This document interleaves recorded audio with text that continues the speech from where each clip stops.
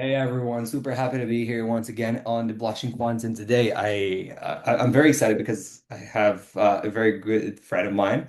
We're friends for a long time, and he's very creative.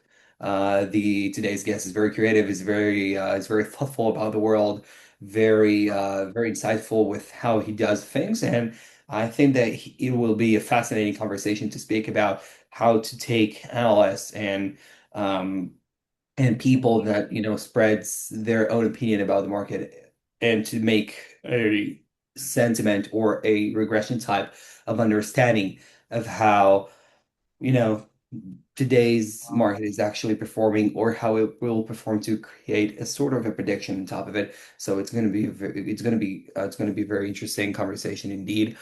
So without further ado, Gilad, it's a pleasure to have you here. Very long time we were playing that episode, and it's a privilege. How are you today? I am fine, thank you very much, and thank you for hosting me. Looking forward, and yes, as you mentioned, we known each other for a very long time, and I'm happy to be here. That's a privilege. That's a privilege of mine. So before we're going to be starting the conversation, I would not like to. That's your decision. Would you like to go from top to bottom or bottom to top? Ah, you are the host. You take it whatever direction you want, and I will Okay. be happy to. If I'll take Yeah. direction, it might be misleading. Just that's what I'm asking. Um, so let's start from top to bottom. Okay. Let's start from top to bottom. Today you are the CEO and co-founder of Crowd Wisdom Trading, which takes 3,000 hourly videos from YouTube. You take data, you make it a certain of approximation, and you try to derive trading actions out of it. And in the world of quantitative trading, especially here, we have a lot of conversations in relation to those artifacts and artifaction consuming consumptions. Um, I think that taking videos from YouTube or videos from elsewhere in the internet might be serving you as a great artifact to make a certain of a prediction. And I would like to understand from you what led you to make a certain trading decision based on a massive amount of data. What do you trade in your database? What do you trade as irrelevancy in your database? How do you map it? I think that's the most interesting topic that we're going to be thriving to hear. So I have been trading for many, many years. I started as a prop trader many years ago, and I always was fascinated by what the order flow is doing. And eventually, as you move out from order flow and intraday positions into larger scale trades, you are trying to position yourself with the market and not against it. And for many years, I was trying, to trade well and based my decisions some technical, some order flow, some news, and understand what's going on and do some swings and options, etc. And as time passed, a lot of traders started sharing their opinions on YouTube a long time ago, but eventually almost everyone today can, just open a channel and just start speaking about what he has in mind and give his opinion about the financial markets, regardless if it's in the US equities, futures, or even other positions in commodities or in Europe. So everyone today becomes a TV broadcaster. So everyone can speak as same as they can write and tweet. So eventually, the bottom line of it is that today, when we need to get some insights, what are we going to trade this week, and what do we want to, to put our risks on and manage it. We have tons of data that we do not know exactly where to start. Who do we follow? Who do we track? How much time do we need to put in to watch all this data? And some of this data, and it's very hard to know what exactly data is pushing the market. And this helps us, position and place our positions correctly when we want to trade. So this problem, it's not new, but it became more hectic, much more problematic due to massive amounts of videos, data, and just too much information. So we started it, just breaking down, collecting the data and breaking it down, uh, which really helps us understand where the market is going in the next few days. Mhm. And like, the I get a word by, or my approximation is like, in Hebrew we have a very famous sentence which means history will come back. היסטוריה לעולם חוזרת, and in the markets, the reality is the complete opposite. Historia or the history not necessarily come back, and when you create a very diverse database, you might have a lot of noise, you might have a lot of irrelevant opinions, and if you were going to the Pareto rule, approximately the Pareto rule is going to be the best case scenario. But 80% of the data might will be irrelevant, but only 20% of the data might have a certain relevancy, and from there, trying to map the relevancy is a major challenge by itself. And I'm actually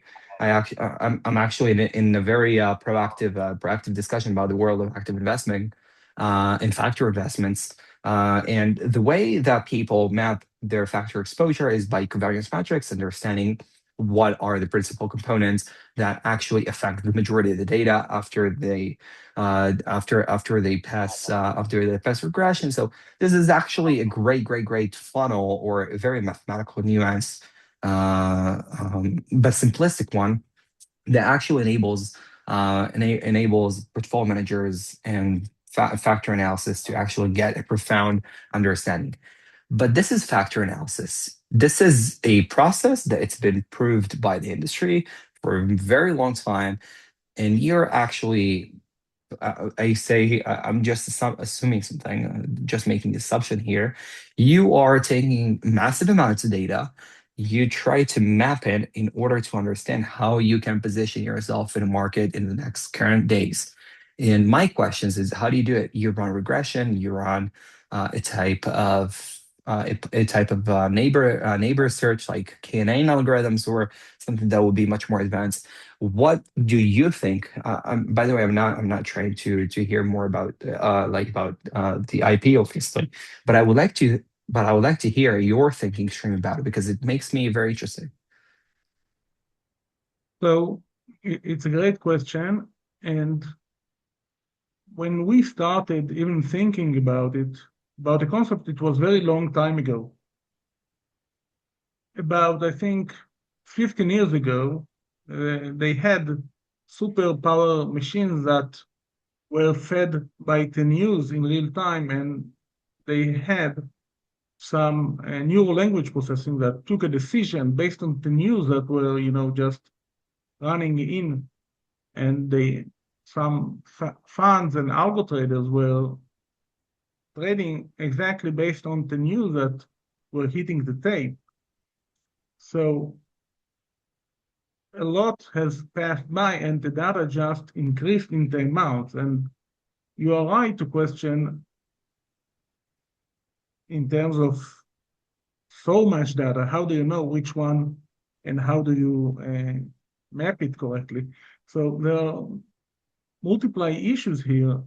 I will just give a simple example that when traders are speaking about S&P 500, some will call it S&P, Some will call it Snoopy. Some will call it uh, uh, ES futures.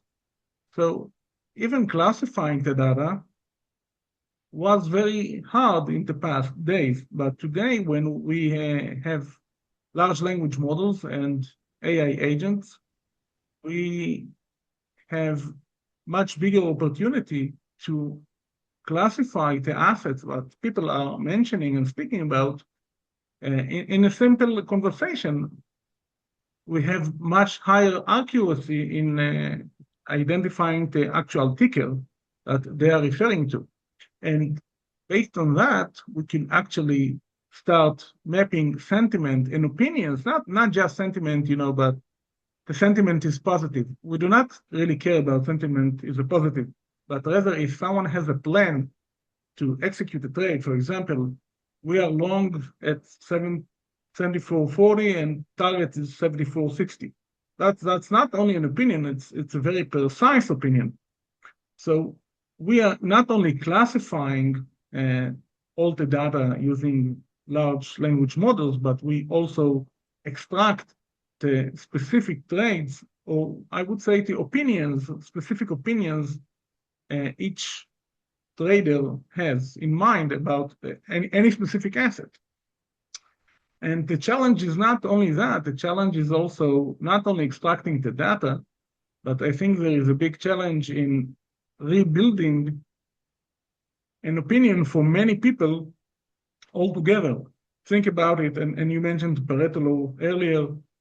Think about it that a lot of people can speak about Bitcoin or NASDAQ, and they have very wide range of opinions from long-term opinions to short-term opinions. Some will have only a sentiment, some will have a concrete plan on how to trade it. Some will have targets, some will not have targets, and will, tell you, buy it for today. And then what? What do you do with Hmm. it? So the variety is very wide. And again, AI agents and large language models are helping us uh, with specific agents tailored for specific tasks to come back and tell us, listen, here is all the data we have for Apple for today. This is the short-term view for all of it, the mid-term view and the long-term view, and we could actually get a specific, I would not call it an average, but a specific observation for the overall crowd, what it has in mind for a specific uh, time range per asset. And this could not been done in the past so easily as we could do it today. So I hope this answers the question about how we break it down and map it using AI agents. Hmm. No, that's obviously that's very interesting. And by the way, I think that we by the way, I supposed to have a recording session very shortly with a winner of Nobel Prize in particle physics. He was a part of a research that won a Nobel Prize. So when we had the introduction call, he was mentioning the urgency or or the necessity of understanding the fundamentals of particle physics in the world of financial in the financial world, and he was describing it very deeply, and he was saying that the world of understanding and crafting patterns between nonlinearities is incredibly important because most of the people don't consume much of a relationship to how to consume it to how to consume patterns from nonlinearities, and nonlinearities will explain data and will make the data much more interpretable and much more generalizable than actually finding linearities. And he was mentioning how genomes or how group of like or schema of data can be connected to each other. That's going to be a very interesting conversation indeed. But I understand. This is why I'm very curious about understanding more where you have a gigantic amount of data, but you are you're trying to approximate or have a certain approximation of time series or a certain understanding of what's going to be happening in the next future, and creating a prediction based on that might be a bit of a challenge. Okay, let's go back to your background as a port trader. What Maybe I would also add something that Please, because please. you mentioned some other ideas as well. I would say that one of the things that pushed my observation about utilizing crowd sentiment was a guy named Philip Tetlock. Philip Tetlock is a Okay. professor of psychology in Wharton in Pennsylvania, and he was researching for many years how I would call it specialists or predictors, why they fail with their predictions. And one of his main findings was that there is only 2% of the predictors that are actually super predictors. Why they are super predictors? Because they know to predict the futures. And he is explaining why super predictors are doing better. And you can compare super predictors to good traders because good traders are also predicting the futures. And what in common between Philip Tetlock's research about super predictors and good trader is that both of them have good methodology of preparing themselves, estimating their risks, deploying the positions, and reassessment of the process. These are the major things, and this helped me understand that if Tetlock was managed to combine super predictors, he took few super predictors and combined their prediction ability altogether. And instead of doing it, 5 or 7 people, we took it into a much larger groups of super predictors, which are successful traders, and took it into the next dimension where we could take not five, but we can take 500 best traders who have an opinion about Apple and combine all of their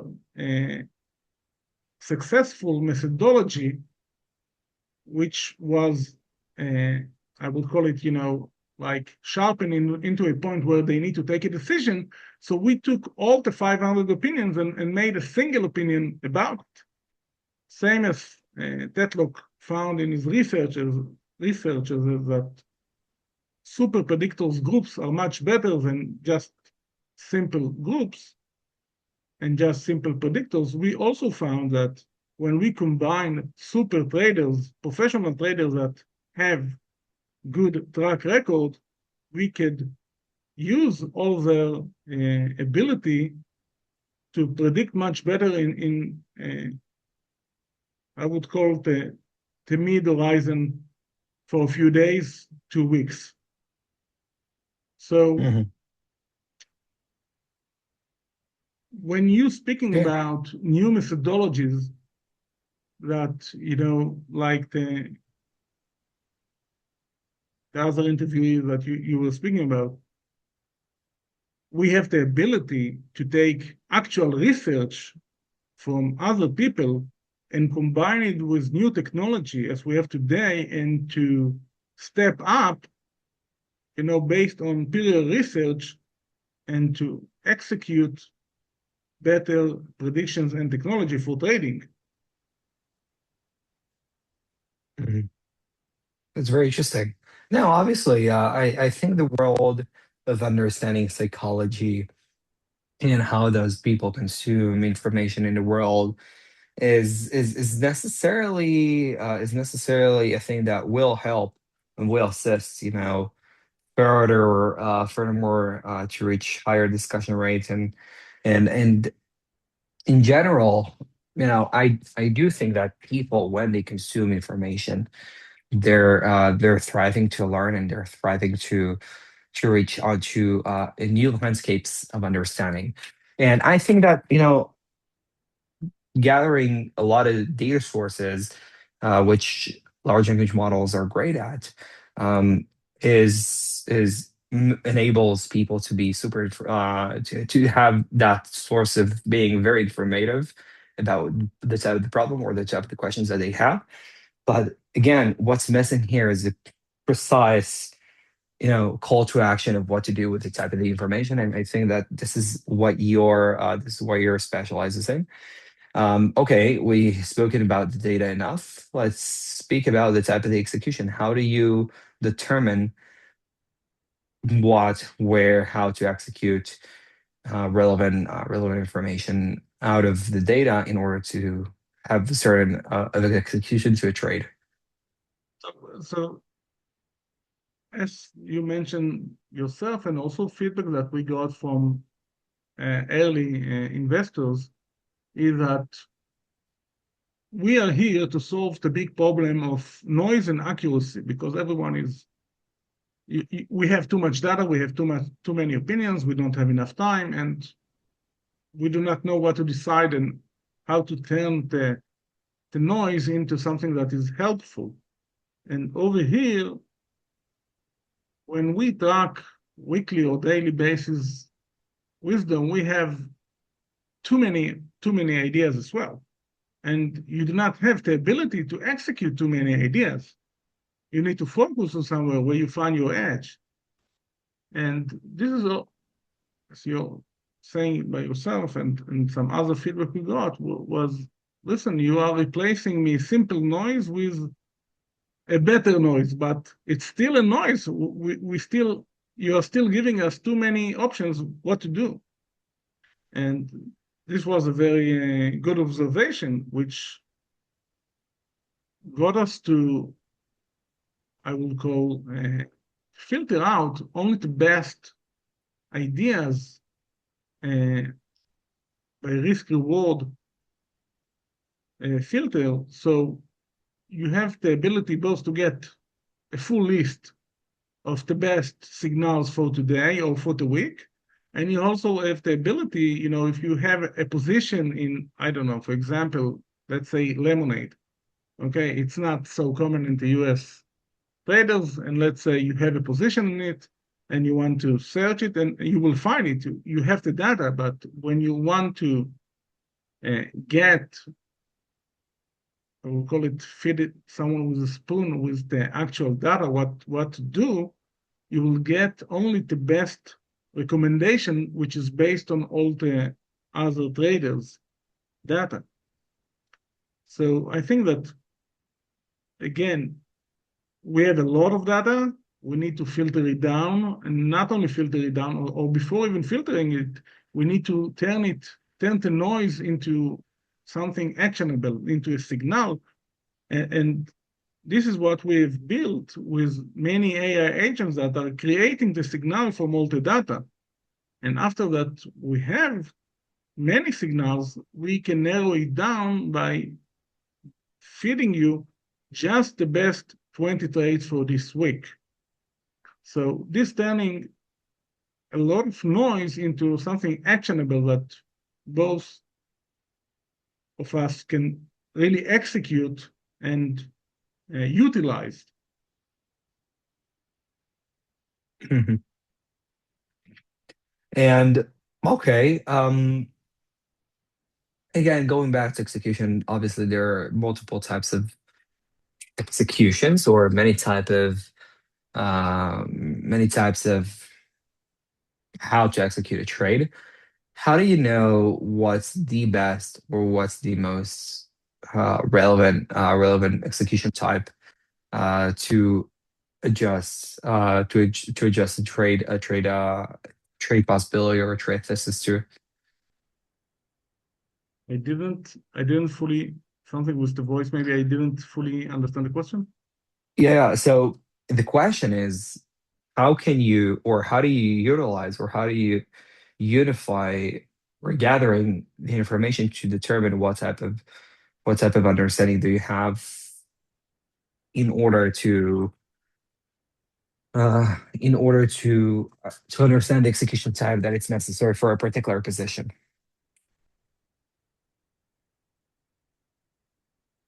I'm not sure I fully understand the question. You're asking about how we Yeah, deploy position. yeah, no, but execution types, yeah.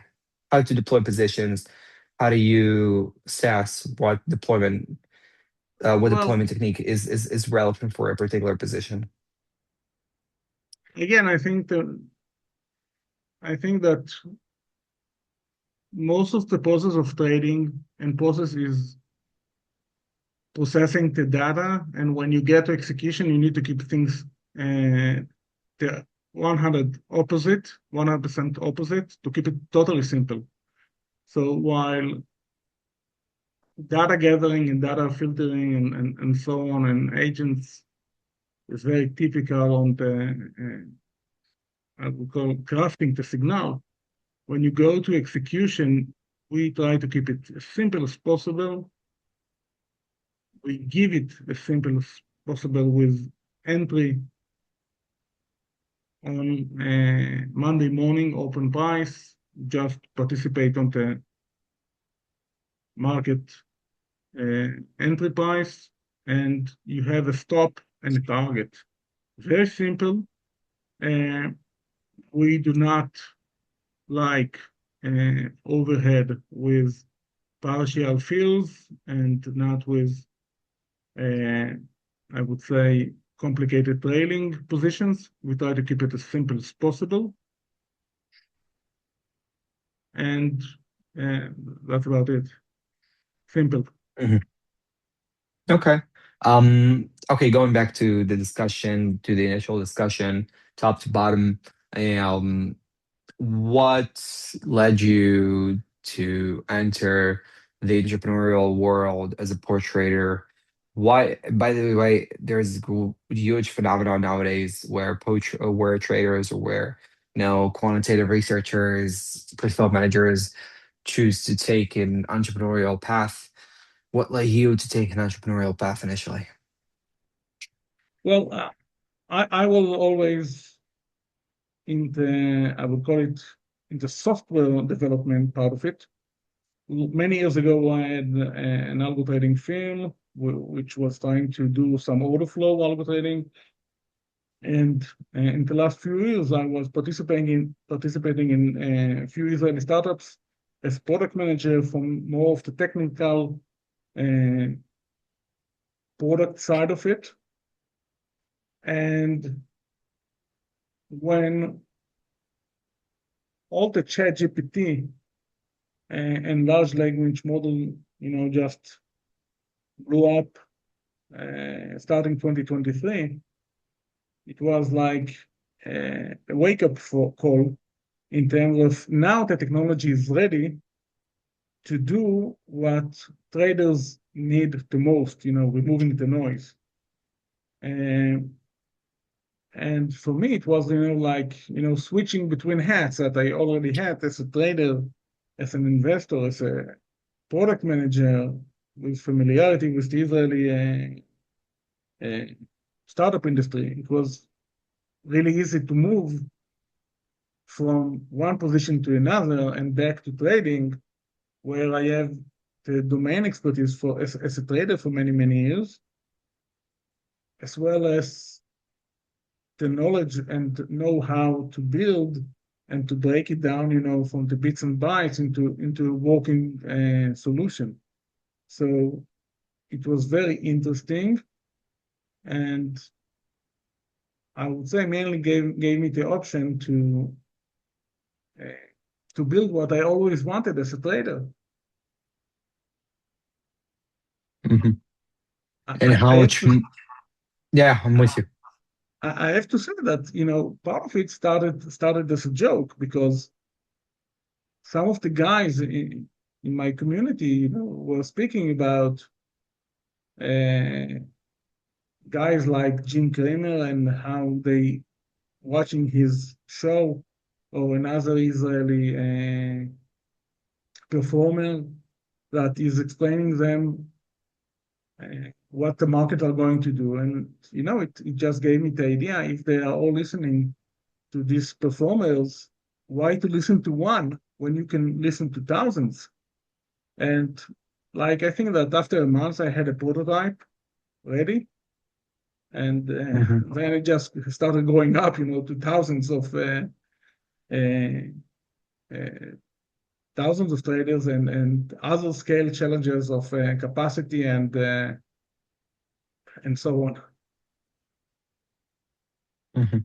Very interesting. Okay, going back to the questions in relation to crowd-driven trading. Um, Crowd wisdom. This is, a thought I have for a very long time that I want to understand. How do you think that crowd and wisdom can provide with intelligence to the market?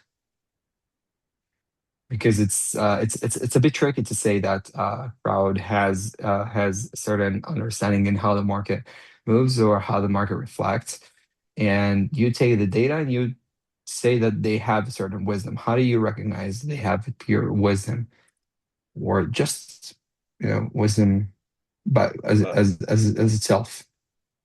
Well, it's a very interesting question, and the concept of crowd wisdom, it's not something new. Even Aristo, an ancient Greek philosopher, mentioned it that it was part of the way to do democracy was that the crowd answers and knows the best. And over here, we have a problem. Why we have a problem? Because when regular sentiment, when you are asking about the crowd, you are asking about opinions of people who are not really have specific knowledge about the financial markets. For example, if you will ask my mother if the gold prices will go up in 2026, she has no idea what's going on. So, but she is a crowd, but is it actual crowd wisdom? So the answer is definitely not. So how do you solve and you take the concept of crowd wisdom? By the way, I don't know if you remember, but it started with an auction about, I think, 1917, where someone participated in an auction of a bull that the price was based on its weight. And so, Hmm. is this a public opinion? Is this part of the crowd or not? We think that it's not.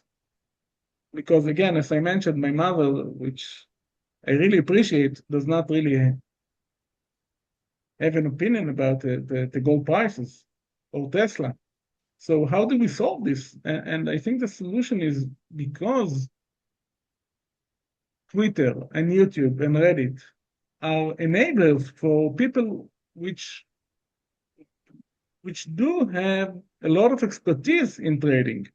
And when you take only the professionals into the crowd, then you get an actual wisdom that helps you define what's going on. And again, I'm connecting this back to Philip Tetlock. This is exactly what he found. He found that 2% out of thousands actually can predict. Nevertheless, never mind if it's predicting the futures of the future price of gold or if Russia will invade Ukraine. So if you have professional professions and you collect all of these professionals, then you have a professional crowd. Then you have a wisdom. It's not just taking everyone's opinion, but only the ones who are specializing in it. And we have a lot of data. Hmm. That's very interesting. Um, okay. You know what? Let's continue in the same direction. Um, okay, so you have a lot of data. Where do you consume data? How do you retrieve data? What type of data? I'm sure that you right now much more uh you understand the landscape much better. And my question is, how do you know what data is relevant, what type of data is irrelevant for you right now? How do you know where to measure yourself properly to reach the data that It's you're needing? two different questions. Let's put the measurement aside because Okay. it's much more simpler. Regarding the quality of data or types of data, today you have a lot of types of data. You have videos, you have that, people can speak in a video like just what we do here now for 45 minutes, or they can tweet, for 20 seconds, a short tweet about an opinion. And you need to have to take the ability and build it, I call it a joint mechanism that regardless to the data, you need to know to break it down to know what is the relevant asset or ticker and what is the time horizon. And the third thing is what is the actual sentiment or prediction. Because if we have a sentiment, it's getting one grade. If it has an actual prediction, it has another internal grade inside. So the data varies from many different sources, including simple searches. That if you have someone writing in Yahoo Finance about Tesla, we will take it into consideration. But again, we need to know to extract the data, to map it correctly, and to break it down to different horizons, and then to understand what is the actual prediction. And what we insisted from day one was to make it simple, or else it doesn't worth anything. What do I mean about that? That for me as a trader, if I get another opinion, it doesn't helping me any way. But if it tells me buy at 90, we stop at 89, and take profit at 92, then I have the full map. I have everything I need. So from day one, and this will connect to your second part of your question, we knew exactly where we are getting into a position, where we are getting out, and where we are being stopped. And from that point, it was very easy to measure on a daily basis and on a weekly basis what are our success. And Hmm. I hope it answers the question, both of them. Um, yeah, in a relative sense, it is. Um, okay, so going back, well, I know you for a very long time. I'm very curious to understand with you about your current or past relationship with trading. You're managing books and foreign exchange, if I'm not mistaken. And I would like to hear more about how it's like to manage Japanese yen, in a very high, in a very liquid currency, under a real and active trading book. This is very, very fascinating for me to hear. Well, I did not have any specific positions about Japanese yen, but I was trading for many years in different positions. I started as a day trader for a few local US remote prop shops, and then moved to, after a few years, moved to a local Israeli proprietary firm. And I scaled in. I started with also trading options, and uh, became, I would say, almost 5% for a few years in Tel Aviv Stock Exchange for options trading. The only thing I think I didn't touch was bonds, but again, as a trader, you need to make money wherever it comes. So managing risks was much more important than the actual tool that you are utilizing, whether it's equities or options or futures or FX. I think that the most important thing is keeping risks known and managed, and being able to respond correctly when something breaks, because always something breaks. You never know if it will be Bear Stearns in 2008, an earthquake in Fukushima in Japan in, I think, 2011, or COVID. So every time something breaks, and you need to keep in mind that regardless to anything that you're doing in your research, whether it's quantifying or, is, or it's crowd wisdom or whatever. You need to know that something will break, and you need to be able to have, not only a B plan, but also a C plan to be Hmm. able to keep staying on the wheel for many years. Hmm.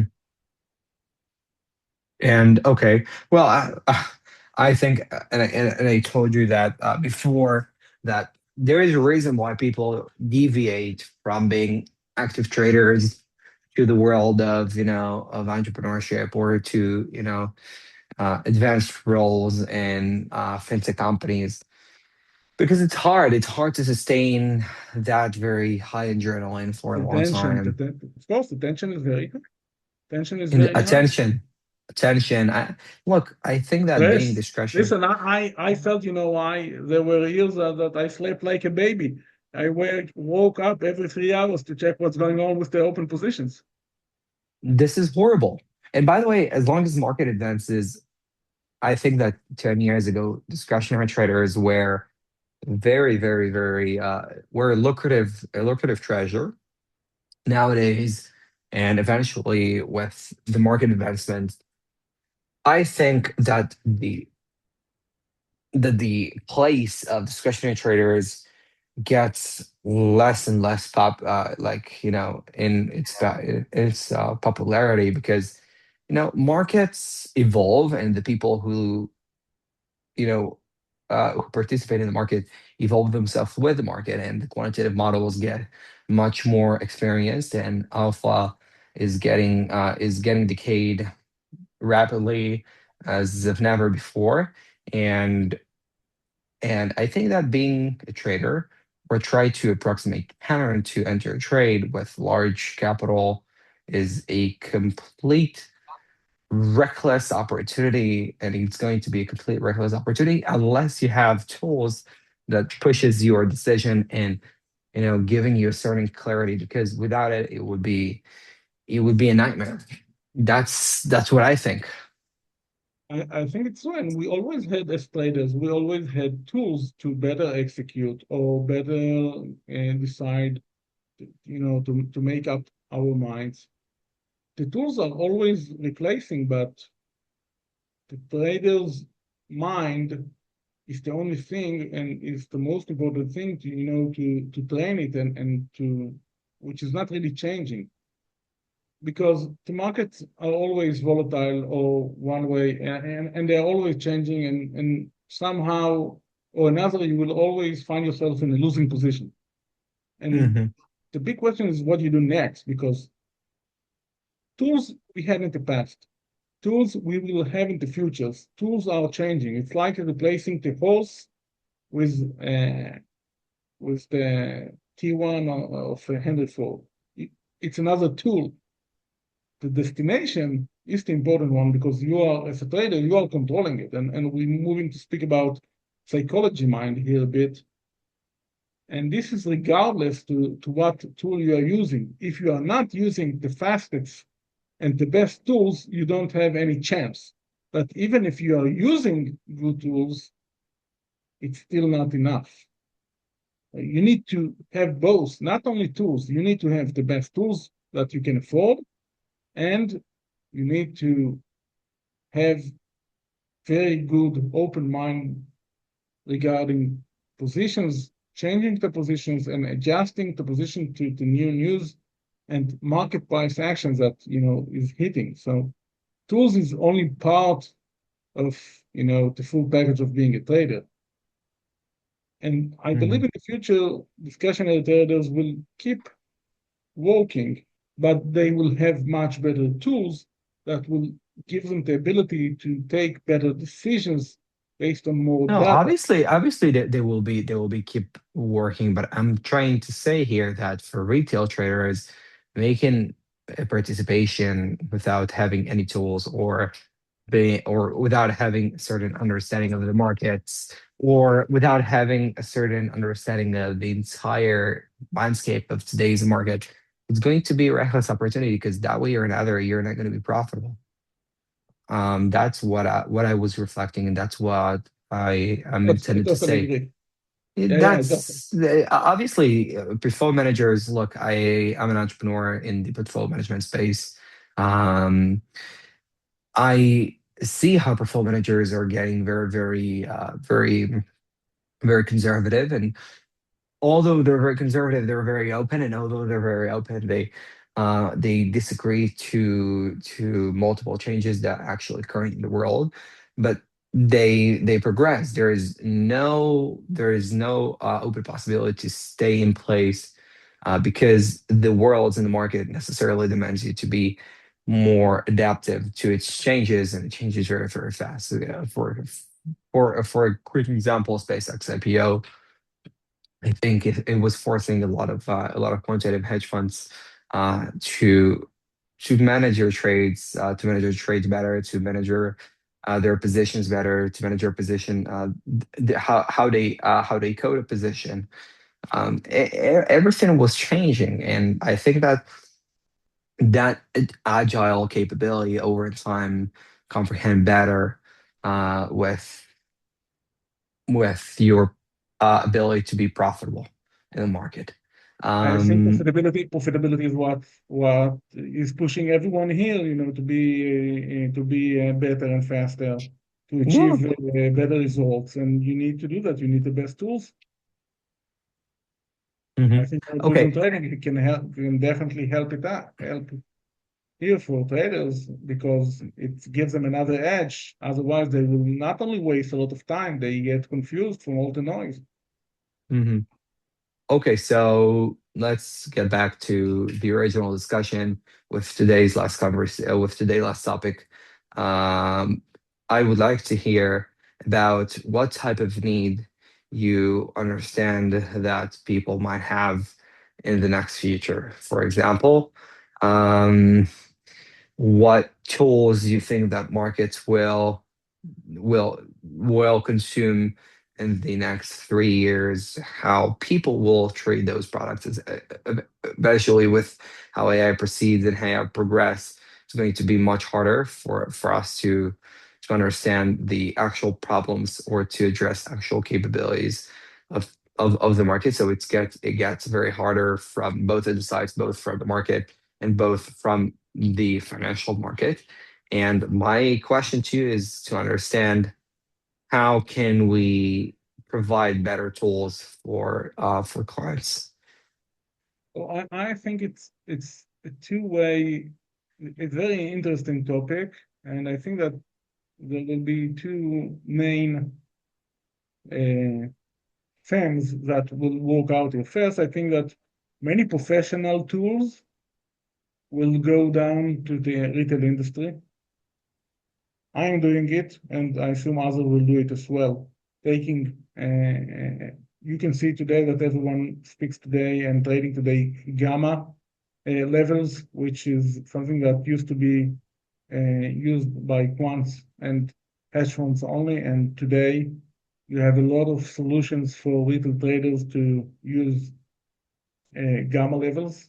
So that's the first concept. I think that professional tools will go out from the Bloomberg style environment into retail traders' cell phones. That's the first thing. And the second thing, from the other side, I think that traders, if they will want to survive for a long term, they will need to specialize in very specific uh, trading strategy that suits them because they will have a lot of tools, many tools. They will need to pick one and specialize with one or two only. And if they will not specialize, they will get confused and get killed. Mhm. Yeah, no, obviously, I could agree with you more about like how the market will progress, how things eventually will consume more time to happen, and eventually, we will be as entrepreneurs and as product managers and so on. We will have to be adjusted to how we're going to approach new opportunities. And again, being adaptable to market changes, I think it's something that's supposed to be treated separately as a very, very, very interesting point of view of how the market will evolve for everyone. Because if we're going to be looking at polling markets, for example, you see how people approach the markets and how like one hedge funds might collect more artifacts and more information. That's going to be a very, very, very interesting topic to look at it. So poly markets, how the involvement of poly markets, like entrance of new markets, new It's good. emerging markets gets to be established markets. So everything, It's good. gathers up very, very good. It's good that you mentioned poly market. Hmm. And the reason because I think the other way around about poly market, I think from one side, yes, you can, trade the weather in Bombay today, but is it liquid enough for hedge funds in the U.S. Markets? I guess not. And No, I'm not moreover, talking about. I'm not not talking really. about liquidity. I'm talking about gathering artifacts to their own investments. Yeah, I Uh, understand. I think, but again, you have a lot of ability to collect artifacts. And it's very easy to collect today data. Very easy. You have free Bloomberg alike terminals. What do you do with all the data? You can get today satellite data from everywhere, almost for free. What do you do with that noise? How do you aggregate the data into actionable signals? And again, Polymarket, it's only, it's another exchange. People are placing, let's call it, they place trades on Polymarket, but can you collect sentiment from Polymarket back to the financial markets? Is this mhm, really a signal? From my understanding, we are not in that place yet. It's not liquid enough. The crowd that is placing orders in Polymarket is still not really a crowd. Usually, they are young people in the States. This is not really the crowd. So the question again, are you taking insights from Polymarket back to your actual positions? I don't know. It's a question for you to ask yourself. But for me, as one who collects lots of opinions, we do not collect anything as of now from Polymarket. mhm. Yeah, obviously, and I think that we can continue the discussion from many other points.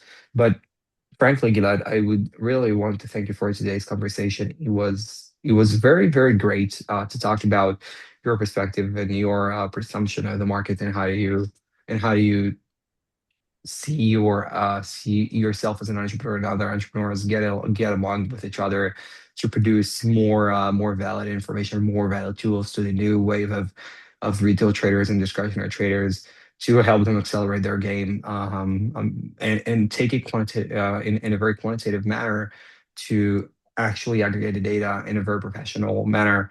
I think to me it's very, very exciting to hear. Um, so thank you for coming. It was a pleasure to have you. And yeah, thank you. Thank you very much for having me here, and all the The best. pleasure Thank is you. mine. The pleasure is mine. Toda raba. Everybody that's listening, thank you for coming and thank you for listening. See you on the next episode of Blushing Quants. Bye, everyone. Bye bye. Thanks.